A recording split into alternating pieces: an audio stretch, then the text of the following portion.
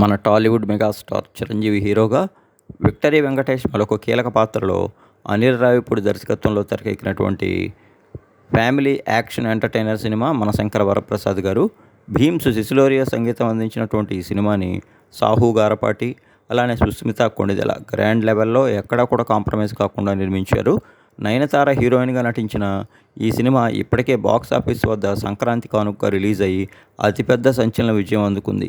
మరోవైపు మనశంకర వరప్రసాద్ గారు త్వరలో ఓటీటీ రిలీజ్కి సన్నద్ధం అవుతున్నప్పటికీ కూడా ఇంకా చాలా చోట్ల ఈ సినిమాకి మంచి కలెక్షన్స్ అయితే వస్తున్నట్టు చెప్తున్నారు.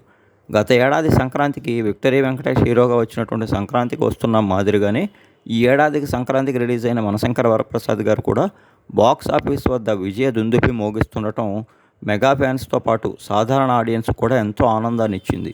మెగాస్టార్ చిరంజీవి ఈ సినిమాతో బిగ్ కమ్బ్యాక్ ఇవ్వడంతో పాటు రానున్న సినిమాల లైనప్ను కూడా అత్యద్భుతంగా ఆయన సిద్ధం చేసినట్టు తెలుస్తోంది. ఇక ఈ సినిమాలో మెగాస్టార్ మార్క్ ఎంటర్టైన్మెంట్ యాక్టింగ్తో పాటు అనిల్ రావిపూడి మార్క్ టేకింగ్, వెంకటేష్ గారి కీలక సన్నివేశాలు, అలానే యాక్షన్ సీన్స్ ఓవరాల్గా ఈ సినిమాని ఇంత భారీ స్థాయి విజయం అయితే అందించాయి.